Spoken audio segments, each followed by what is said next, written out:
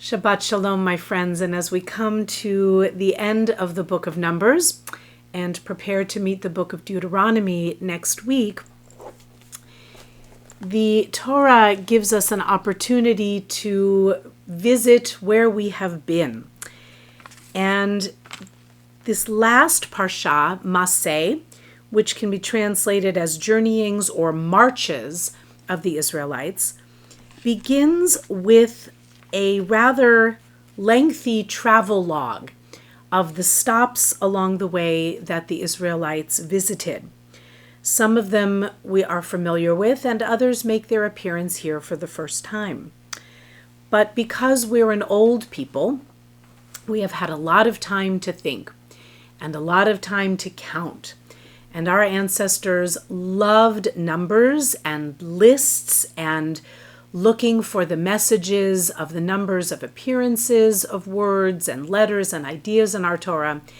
And in this parsha, this final parsha of the book of Bamidbar, they noticed, didn't take too much creativity, but they noticed that there were 42 place names where the Israelites stopped on their marches. They started out from the land of Egypt in the charge of Moses and Aaron, and here Moses records the starting points of their various marches as directed by Adonai. The first one was Ramses. This is at the beginning of Numbers chapter 33, and it continues almost until the point where we began our formal reading today.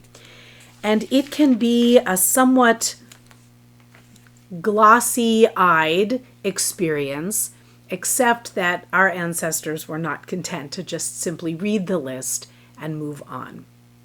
And in noticing that there were 42 stops along the journey, our particularly later ancestors who were developing a magnificent system of Kabbalah, of mysticism and Hasidism, and looking for deep spiritual meaning in absolutely every word and phrase of the Torah.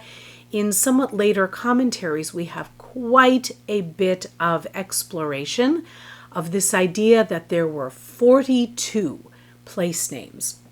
What could 42 signify?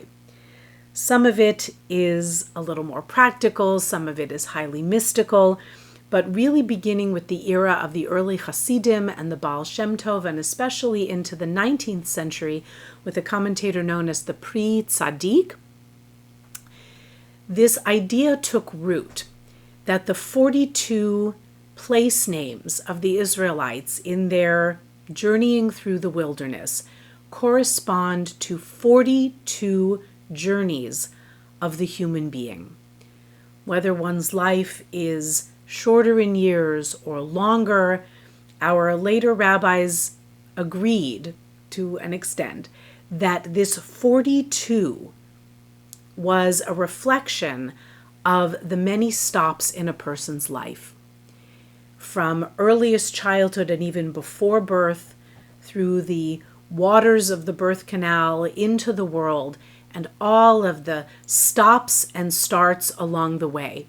And that if we could really but stop our own time for a moment, wherever we are in our life's journey, and look back to divide our stages into however many we would wish at this point, at some point in time we would arrive at the 42nd stage, and that would be the last one into the promised land of the next world, however we imagine that to be. So this idea of 42 really took a strong root in mystical and Hasidic thought.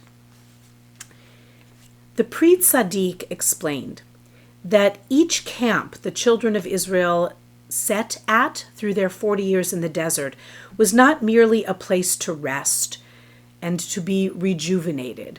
They were places to become rejuvenated, with a capital J-E-W. In other words, each journey represented a new path to an even higher level of spiritual growth and connection to Torah. That though the Israelites, by their own collective decision, ended up with the verdict to stay in the wilderness longer, Our sages look at that journey as an invaluable time with which to deepen their relationship to Torah.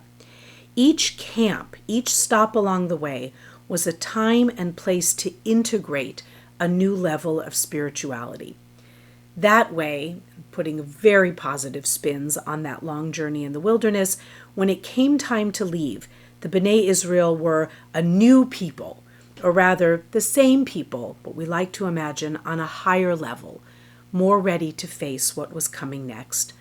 This was a process of growth that was to continue until they reached a kind of perfection, if you will, imperfect as it is, but a kind of perfection arriving at the promised land. So this is an analogy for life, says the Pri Tzaddik. Everyone has 42 stops to make on their way to personal spiritual completion. Those steps for which we were put here on earth, no matter the length of our days.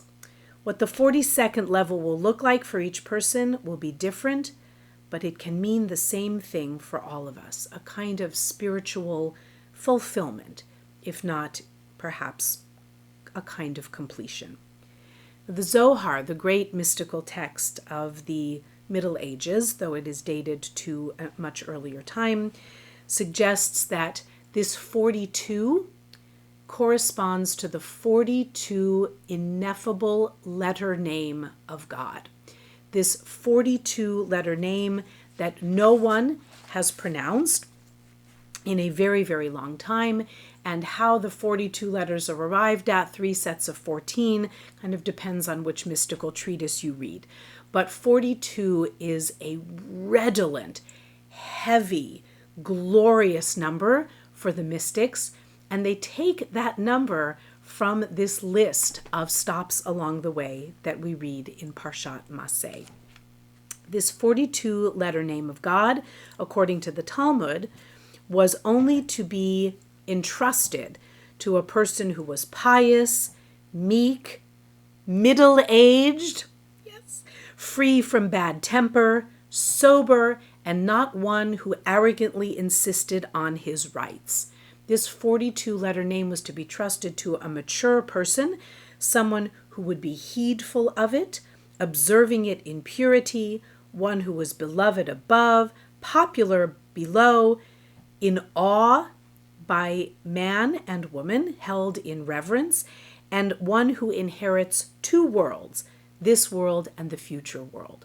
So the person to whom this 42-letter name of God would be entrusted was a worthy, moral, upright person who had experienced a little bit of life. Dare I say, perhaps one who had already reached the age of 42. These journeys that our life takes us on, represented by our Torah and by our mystics and sages by the number 42, might have some resonance with some of you who are familiar with some elements of pop culture. I go out on a limb here because I am certainly not the person in this room who knows anywhere near as much about this little topic as I'm going to delve into just for a moment, but let's have a little bit of fun with the number 42. So for those of you who are fans of modern science fiction, perhaps there really isn't any other kind, you will be familiar with The Hitchhiker's Guide to the Galaxy by Douglas Adams. This was a book published first in 1979, and there is a supercomputer in these iconic books named Deep Thought, no accident there, built by a race of hyper-intelligent alien beings to ultimately determine the answer to life, the universe, and everything. When asked what is the meaning of life, the universe, and everything, Deep Thought explains that the answer is 42. It sounds like a joke, but there is much more to this answer, as fans of this book and so much else have noticed. There are a number of appearances of the number 42 in pop culture. Some of them are a little bit sublime. Some of them are quite ridiculous. One that made me smile was the mention that when a movie finally came out based on The Hitchhiker's Guide to the Galaxy in the year 2005, it took in a total of 4.2 million pounds at the box office. So I think we can say not a resounding success, but there were those that thought, coincidence? I think not. There are other number 42s that appear in pop culture and in music. Another one that made me smile is that in the movie Finding Nemo, a wonderful movie, they are on their way to find Nemo at 42 Wallaby Way. It has been pointed out or thought that the number 42 was no accident. In the TV show Lost, a mysterious and unusual show beloved by so many, it is the last number in the often referenced number sequence. Nobody's quite sure what the number sequence was supposed to mean, but the sequence was 4, 8, 15, 16, 23, 42. So considered not to be an accident. In an episode of Doctor Who called 42, Doctor Who has exactly 42 minutes to rescue his crew, which is aboard a spaceship hurtling toward the sun. In another series called Supernatural, the episode Inside Man, that's what its name was, features a door labeled 42 that leads to the gates of heaven. There are songs called 42 on a wonderful band called Coldplay about particularly life and death. Why it's called 42, no one is quite sure. And this is the one that people circle back really to the Hitchhiker's Guide and find many special things, and we're still maybe ruminating on why Douglas Adams, who said 42 was just a random selection, but because there are those among us who simply have to know and get a little deeper, this is something from the tech world. I'm teaching myself, very much so. The American Standard Code for Information Interchange, ASCII, ASCII, in this code, 42 is the code for the asterisk symbol, which signifies the wildcard character on the keyboard. And that idea of 42 being the code for the asterisk, a little bit of the fill in the blank or to be determined later, that's what many people think Douglas Adams might have been after in saying that, or having deep thoughts say that the answer to the meaning of life, the universe, and everything was 42. In other words, an asterisk. Anything you want it to be.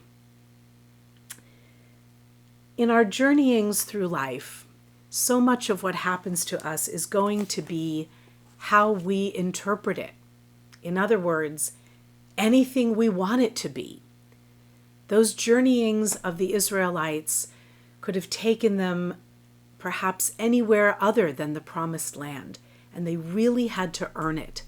We like to imagine that on all of those 42 steps of the journey, they were building an inner life, not yet ready by their own choice perhaps to enter the Promised Land, but needing that time to sit, to meditate, to live, to just be, to make of their and ultimately our journeys whatever we want them to be. This is a precarious time, my friends, as you know, in so many ways, particularly these 9 days leading into Tisha B'Av. We call it Bein HaMitzarim, a time between the straits, particularly potent for the omens of danger that our ancestors ascribed to this time. There is even a tradition, yes, we may be familiar with the customs during these 9 days of not eating meat or drinking wine or having haircuts or going to celebrations or listening to live music, which many people observe during this 9 days. But another particularly interesting custom is to go out of one's way during these 9 days to avoid danger. To simply sit in as safe a place as possible and consider what it all means. We're given permission to do that this time of year and in these 9 days especially. So maybe for these 9 days, let's just sit in our stage of life's journeys. If you'd like to contemplate some of the numbers of your lives, some of the stages of your lives, go ahead and do that during these 9 days. That's what they're for.